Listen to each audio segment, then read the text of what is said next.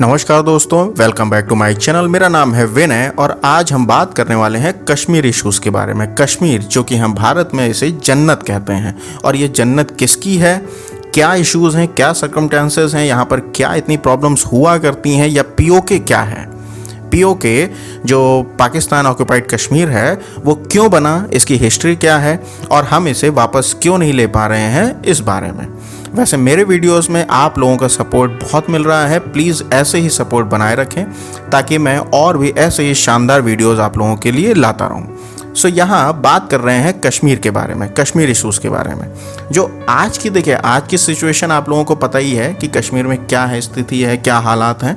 तो हम हिस्ट्री में थोड़ा सा जाएंगे, हिस्ट्री की बात करते हैं। यहाँ पर देखिए 1947 के पहले भारत, पाकिस्तान, कश्मीर, सब चीज़ें, सब ये इधर बांग्लादेश, सब हम सब एक थे। बट पार्टीशन होता है, और पार्टीशन ये सब ब्रिटिश रूल में था। अब 1947 में पार्टीशन होता है, और पार्टीशन के दौरान भाई पैरामाउंट्री पॉलिसीज़ लाई जाती हैं, जिसके द्वारा प्रिंसली स्टेट, जो भी प्रिंसली स्टेट थे वो भारत में जोड़ने की बात करी गई। सो इन्हें 3 ऑप्शन दिए गए। जितने भी भारत में, इंडिया में प्रिंसली स्टेट थे, उन्हें 3 ऑप्शन दिए गए। या तो आप इंडिया के साथ रहिए, या पाकिस्तान ज्वाइन कर लें, या फिर इंडिपेंडेंट रहे। अब इंडिपेंडेंट रहना तो कोई बहुत आसान है नहीं। सो यहाँ सरदार पटेल जी को इस काम के लिए लाया गया, और उन्होंने इस काम को बखूबी निभाया भी।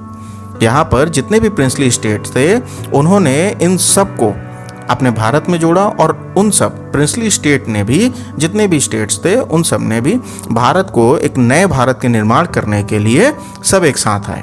बट यहाँ पर जम्मू कश्मीर के साथ प्रॉब्लम हुई। जम्मू कश्मीर के जो रूलर थे और वहाँ की पॉपुलेशन भी ये तय नहीं कर पा रही थी कि उन्हें कहाँ जाना है।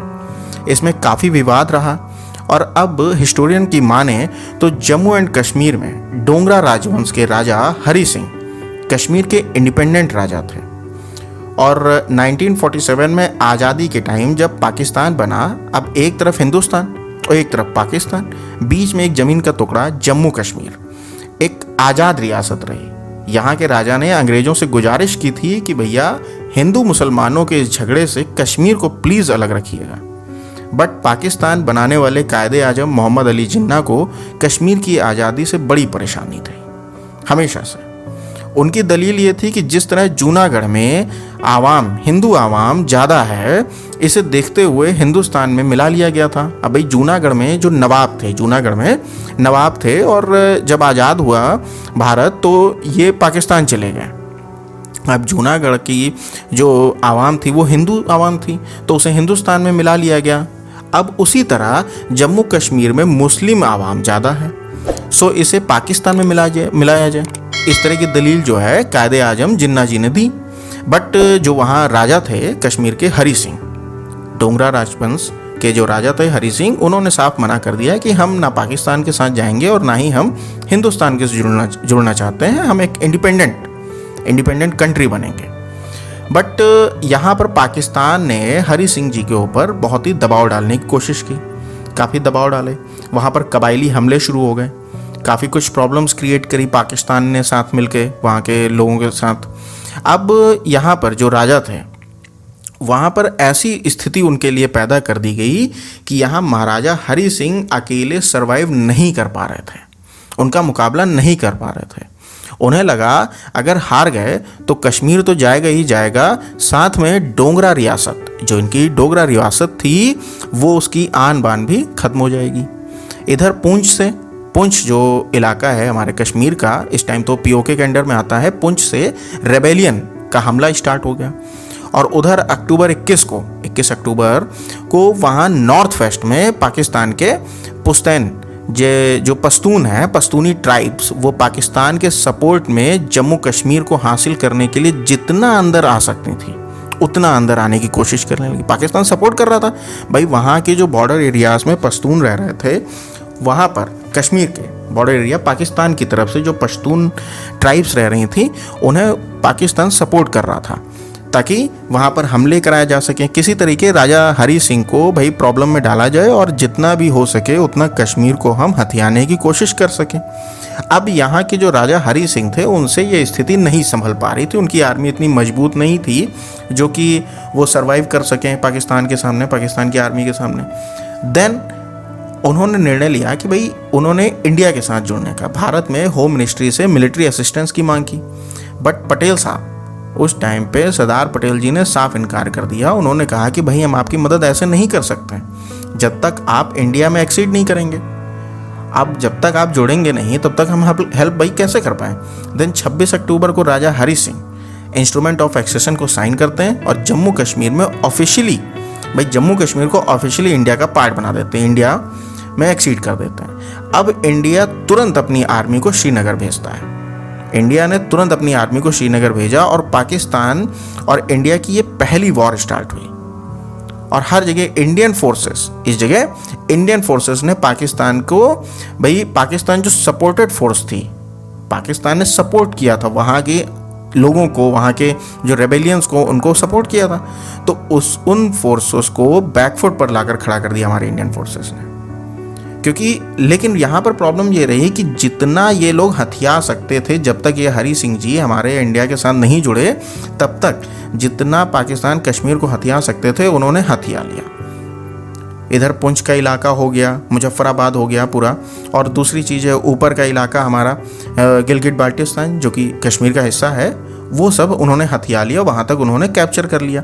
अब यहाँ पर क्या होता है कि भाई देखिए, पीएम ने, जो इस समय जवाहरलाल नेहरू थे पीएम, 1 जनवरी 1948 में उन्होंने यूएन में ये मुद्दा उठाया, यूएन में ये मुद्दा उठाया और यूएन ने अप्रैल 1948 यूएन ने भाई यहाँ पर क्या किया कि अप्रैल 1948 में रेजोल्यूशन 47 पास किया। रेजोल्यूशन 47 पास किया जिसमें ये बोला गया कि पाकिस्तानी फोर्सेस जो भी हैं जम्मू कश्मीर में, जहाँ तक भी उन्होंने एंट्री की है, वो वापस चली जाएं। उन्हें वापस जाने को कहा। अब जितना यहाँ तक, जहाँ तक कश्मीर में आ गई हैं, वो सब वापस जाएं। इंडियन आर्मी वहाँ पर बॉर्डर को कैप्चर करे, कैप्चर करने को कहा गया और प्लेब्लिसाइड करने को कहा गया। प्लेब्लिसाइड का मतलब होता है लोगों को वोट्स के जरिए ओपिनियन जानने की प्रक्रिया को प्लेब्लिसाइड कहते हैं। बट यहाँ कभी प्लेब्लिसाइड हो ही नहीं पाया, क्योंकि जहाँ तक भाई यूएन ने पाकिस्तान को वापस जाने को कहा था, बट पाकिस्तान फोर्सेस जम्मू कश्मीर में एक बार आ गई, उसके बाद ये कभी वापस गई ही नहीं, कभी जो है ये कभी गई ही नहीं वापस। सो यहाँ पर कभी प्लेब्लिसाइड हो ही नहीं पाया, लोगों की जो लोगों का ओपिनियन था वो कभी कोई जान ही नहीं पाया। देन अब क्या होता है कि यहाँ पर हमेशा गोलीबारी ये सब चीज़ें होती रहीं। तो कराची एग्रीमेंट हुआ। कराची एग्रीमेंट में सीज फायर लाइन इस्टेब्लिश हुई, जो कि दोनों साइड से अपना एग्जिस्टेंस मेंटेन किया, जिन्होंने, पाकिस्तान ने अपना और इंडिया ने अपना, जो आज एक्चुअल में लाइन ऑफ कंट्रोल कही गई। बट अभी एलओसी ऑफिशियल नहीं हुई थी यहाँ पर। अब क्या होता है कि 1963 में पाकिस्तान ने जो हमारा देखिए 1963 में पाकिस्तान ने क्या कर दिया, 5000 स्क्वायर फुट किलोमीटर का एरिया, 5000 स्क्वायर किलोमीटर का एरिया जो ट्रांस काराकोरम का है, ये जो ट्रैक्ट है, ये चाइना को गिफ्ट कर दिया ताकि चाइना इनकी हेल्प करता रहे। हमेशा चाइना जो है पाकिस्तान की हेल्प करता रहे, पाकिस्तान को सपोर्ट करता रहे। और जैसा कि हमें मालूम है आज क्या हो रहा है, आज सही में चाइना भाई सपोर्ट कर रहा है, और कितना सपोर्ट कर रहा है वो हम और आप सब जानते हैं। खैर क्या होता है उस टाइम पे, कुछ टाइम बाद 1963 के बाद यहाँ पर शुरू हुई कि भाई, लेकिन देखिए ये भी एक चीज़ बता दूँ कि 1963 में जो पाकिस्तान ने चाइना को ये गिफ्ट किया था, ये बहुत ही गलत चीज़ थी, क्योंकि अभी तक जो चीज़ इन्होंने गिफ्ट करी वो खुद इनकी नहीं थी और वो इन्होंने गिफ्ट कर दी। ये तो तरीका ही नहीं था भाई। जब तक अभी तक तो ये क्लियर ही नहीं हो पाया था कि भाई अभी कश्मीर को इन्होंने जबरन हथियाया है, इससे तो इनको पीछे जाना था। बट इन्होंने यहाँ पर जबरन हथियाया भी और उसका हिस्सा चाइना को गिफ्ट भी कर दिया, जो चीज़ इनकी थी नहीं वो भी गिफ्ट कर दी। सो ये तो बहुत ही मतलब हर चीज़ को वायलेट कर रहा था।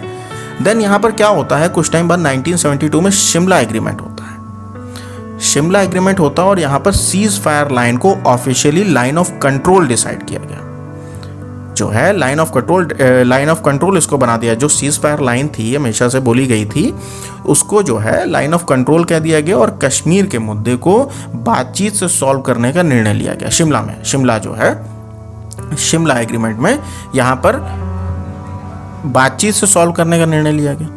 सो ये लाइन ऑफ कंट्रोल LOC की हिस्ट्री ये रही, और POK यहाँ पर बना कि जहाँ तक लाइन ऑफ कंट्रोल है, कश्मीर का जितना हिस्सा, इधर बाल्टिस्तान और गिलगिट बाल्टिस्तान, और इधर जो इंडिया का भाई ये पार्ट है, मुजफ्फराबाद और पुंछ, ये इलाका, ये पूरा लाइन ऑफ कंट्रोल बनता। और ये POK हमारी तरफ से, इंडिया की तरफ से, इसको हम POK कहते हैं, पाकिस्तान ऑक्यूपाइड कश्मीर।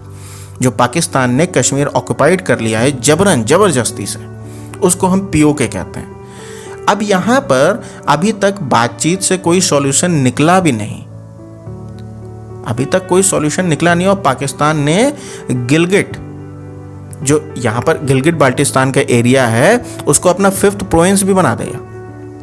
भाई ये तरीका ही नहीं है कि अभी तक बातचीत से कोई हल नहीं निकला, कि अभी तक ये भी तय नहीं हो पाया था कि इंडिया का है ये कश्मीर या फिर पाकिस्तान का है कश्मीर। तुम तो भाई ज़बरदस्ती लेके बैठे हुए हो, ज़बरदस्ती कैप्चर करके बैठे हो। अब बातचीत की बारी आ रही है तो बातचीत भी नहीं हो पा रही है, जहाँ देखो तब गोलीबारी, फिर सीज़ फायर, फिर गोलीबारी और सीज़ फायर होता रहता है। और इसी बीच में इन्होंने इसको 5th प्रोविंस बना डाला, जो कि बिल्कुल गलत है। अभी तक के जितने भी एग्रीमेंट हुए हैं, इतने सारे इंडिया पाकिस्तान के बीच में एग्रीमेंट हुए, वो सब उन सबको वायलेट करता है। सो यहाँ POK इंडिया द्वारा पाकिस्तान ऑक्यूपाइड कश्मीर कहा जाता है, जिसमें 30% जम्मू कश्मीर का एरिया पाकिस्तान ने ऑक्यूपाइड किया हुआ है। POK जो है वो 30% है जम्मू कश्मीर का, और इधर ये भाई साहब चाइना भी 10% लेके बैठे हुए हैं। तो 40% तो हमारा कश्मीर ऐसे ही चला गया, हमारे पास बचा क्या, 60% बचा है, जिसमें हम लोग घूमने जाते हैं, लद्दाख घूम के आते हैं, जो जम्मू कश्मीर और लद्दाख घूमने जाते हैं। खूबसूरत कश्मीर तो हमारा यही लेके बैठ गए, कैप्चर करके बैठे हैं ज़बरदस्ती। सो यहाँ पर POK, पाकिस्तान ने POK को 2 पार्ट में डिवाइड किया है, 2 पार्ट में डिवाइड किया है। एक है पाकिस्तान कंट्रोल कश्मीर, जिसको ये आज़ाद कश्मीर नाम से कहते हैं, जहाँ पर ये मुजफ्फराबाद और पुंछ का इलाका आता है, और दूसरा है गिलगिट बाल्टिस्तान। दोनों ही रीजन इंडिया के हैं, जिसमें आज़ाद कश्मीर जो है वो 10 जिलों में डिवाइडेड है, और गिलगिट बाल्टिस्तान जो 65,000 स्क्वायर किलोमीटर का एरिया फैला हुआ है, यहाँ पर ये समझ लीजिए इतना बेहतरीन जगह है। यहाँ पर 50 से ज़्यादा हाई पीक माउंटेन्स हैं, वर्ल्ड के 3 लॉन्गेस्ट ग्लेशियर हैं। तो यहाँ पर POK हमारे लिए क्यों ज़रूरी है भाई, इंडिया के लिए POK क्यों ज़रूरी है, ये भी बताना। देखिए यहाँ POK इंडिया की प्रॉपर्टी है। साहब पहली बात, बड़ा मुद्दा तो सिर्फ यही है कि ये इंडिया की प्रॉपर्टी है, इसलिए हमारे लिए सबसे पहली बात यही प्रायोरिटी बन जाती है, ये हमारा है, ये हमारी चीज़ है, तो वो हम लेके रहेंगे। अब POK इंडिया के लिए काफ़ी इम्पोर्टेंट है जोग्राफिकली भी, क्योंकि इंडिया जो POK है वो बॉर्डर शेयर करता है, कई कंट्रीज़ के साथ बॉर्डर शेयर करता है। तो हमारे लिए इस चीज़ से भी भाई काफ़ी चीज़ें अच्छी हैं। और POK में फ्रेश वाटर रिसोर्सेज बहुत ज़्यादा है, नेचुरल रिसोर्सेज रिच है ये। और यहाँ पर जैसे कि आप समझ लीजिए गोल्ड है, कोल है, चौक है, ग्रेफाइट है, बॉक्साइट है, ये सारी चीज़ें इतनी बेहतरीन वहाँ पर अवेलेबल है। और चाइना इसीलिए इतना ज़्यादा इंटरेस्ट दिखा रहा है पाकिस्तान में, दोस्ती बना रहा है, दोस्ती का हाथ बढ़ा रहा है, ताकि इससे फ़ायदा उठा सके पाकिस्तान से। अब यहाँ पर हमारी बात आती है कि इंडिया जो है वो POK को क्यों नहीं ले पा रहा है, क्यों नहीं कैप्चर कर पा रहा है। देखिए यहाँ पर ये चीज़ें इतनी आसान नहीं हैं कि हमने बंदूक उठाई और जय माता, जय भारत माता और जय हिंद के नारे लगाते हुए हम POK में घुस गए और सबको मार गिराया। तो ये इतना आसान नहीं है, ये इतना आसान नहीं है कि हम POK को हम तुरंत हासिल कर लेंगे, कैप्चर कर लेंगे। अगर कैप्चर कर लेते तो आज तक कैप्चर कर चुके होते। भाई यहाँ पर प्रॉब्लम्स हैं, बहुत ज़्यादा प्रॉब्लम्स हैं, बहुत बड़ी प्रॉब्लम्स हैं। सो यहाँ पर देखिए पहली प्रॉब्लम्स तो यही है कि भाई इंडिया की हमेशा से पॉलिसी यही रही है, नो फर्स्ट अटैक, हम पहले कभी वार नहीं करेंगे। और जो ये पॉलिसी है नो फर्स्ट अटैक की, वो अब तक के जितनी भी सरकारें आई हैं उन्होंने माना भी है। कभी हमारी इंडिया की तरफ से कभी भी हमला नहीं किया गया, स्टार्टिंग में पहले हमला नहीं किया। हाँ, हमने जवाब दिए हैं, बहुत ही अच्छे लेवल पे जवाब दिए हैं पाकिस्तान को, बट कभी स्टार्ट नहीं किया हमने। सो यहाँ पर ये चीज़ें भी रही हैं, ये पॉलिसी है, अच्छी पॉलिसी भी है और कुछ लोगों के हिसाब से ये ख़राब पॉलिसी भी रही होगी। अब यहाँ पाकिस्तान देखिए किसी भी तरीके अगर वो आगे बढ़ता है, पाकिस्तान अगर हाँ लड़ने के लिए आगे बढ़ता है और हमारी तरफ से एक वॉर जोन का एरिया स्टार्ट हो जाता है, तो हमारे लिए एक बिग अपॉर्चुनिटी बन जाएगी कि हम POK को वापस ले सकें पाकिस्तान में अंदर घुस के। वैसे यहाँ POK में जो पहाड़ हैं वो हमारी तरफ से खड़े हैं, हिंदुस्तान की तरफ से खड़े पहाड़ हैं। तो हमारे जो फोर्सेस हैं, हमारी जितनी मिलिट्री है, उसको पहले इन खड़े पहाड़ों पर चढ़ाई करके वहाँ पर पाकिस्तान को लड़ना पड़ेगा, युद्ध करना पड़ेगा। यहाँ पर प्रॉब्लम्स बहुत हैं भाई। इस तरह के जो माउंटेन्स की जो लड़ाइयाँ होती हैं, युद्ध होते हैं, बहुत ही टफ होते हैं। तो यहाँ पर पाकिस्तान थोड़ा लो बेल्ट में आता है अपनी साइड से, तो वो तो आराम से हम लोगों के ऊपर हमला कर सकता है, बट हमारी तरफ से बड़ी प्रॉब्लम्स हो जाएंगी।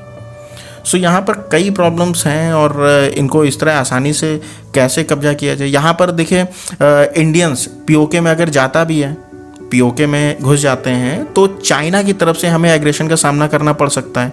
भाई चाइना पाकिस्तान के फ्रेंड है। दूसरी चीज़ है कि भाई चाइना भी ये देख रहा है ना कि हमें पीओके से काफ़ी फ़ायदा हो सकता है, तो हम इंडिया को क्यों घुसने दें। सो चाइना की तरफ से भी एग्रेशन का जो है सामना हमें करना पड़ सकता है। तो कई तरीके से हम लोग फंसे हुए हैं। सो यहाँ पीओके को अगर मिलिट्री कैप्चर करना है तो ये एक मेजर चैलेंज होगा, मेजर चैलेंज साबित हो सकता है, क्योंकि उस रीजन की जो पॉपुलेशन है वो अब उनकी पीस के लिए भी खतरा हो सकता है। किस तरह, अब आप 2021 चल रहा है, अब वो पुराना ज़माना चला गया कि बस हमें जो है कैप्चर करना है, ये क्षेत्र कैप्चर करना है, तो सेना लेके पहुंच गए और मार काट के गिरा दिया और भाई वो क्षेत्र कैप्चर हो गया। ये नहीं है। अब काफ़ी ज़माना बदल चुका है। सो यहाँ पर पीओके को हासिल करना इतना भी आसान नहीं है। अब हासिल किया कैसे जा सकता है, ये भी बड़ी बड़ी बात है। हासिल किया कैसे जा सकता है? क्या ये बिल्कुल नामुमकिन है? ऐसा नहीं है, मुमकिन है। पीओके हासिल किया जा सकता है, बट समय लग सकता है। क्योंकि इंडिया में देखिए, इंडिया जो है किसी भी तरीके, अब पीओके की जो लीडर्स हैं उन्हें इनवाइट करें अपने यहाँ, उन्हें इनवाइट करें हमारे यहाँ, और उनसे भाई उनको एडमिनिस्ट्रेटिव सपोर्ट दे। क्योंकि पाकिस्तान की तरफ से एडमिनिस्ट्रेटिव सपोर्ट तो उनको मिलता नहीं है, बिल्कुल भी पाकिस्तान की तरफ से उन्हें एडमिनिस्ट्रेटिव सपोर्ट नहीं मिल रहा है। और पीओके को डर ये ज़रूर लगा रहता है कि भैया पाकिस्तान अपने कर्जे चुकाने के चक्कर में, दोस्ती बढ़ाने के चक्कर में पीओके को चाइना में गिफ्ट ना कर दे। क्योंकि थोड़ा बहुत तो दे ही चुके हैं भाई साहब, और थोड़ा और दे दिए, गिलगिट बाल्टिस्तान भी कहीं दे दिए, तब तो बड़ी समस्या। सो यहाँ पर इस तरह के फेयर को दूर करने के लिए इंडिया को बातचीत करनी चाहिए, भरोसा जताना चाहिए, ताकि पीओके के लोग, पीओके के जो लीडर्स हैं वो हमारे साथ जुड़ सकें, हमारे साथ, इंडिया के साथ जुड़ सकें। हाँ भाई, ग्लोबली सपोर्ट मिल सकता है हमें, यूएसए से सपोर्ट मिल जाए, रशिया से सपोर्ट मिल जाए, ग्लोबली सपोर्ट मिलना चाहिए। तो हमें सबके साथ संबंध तो अच्छे हैं ही हैं, ऐसा नहीं है हमारे संबंध खराब है, लेकिन इस स्तर पे भी हमें बात करनी होगी।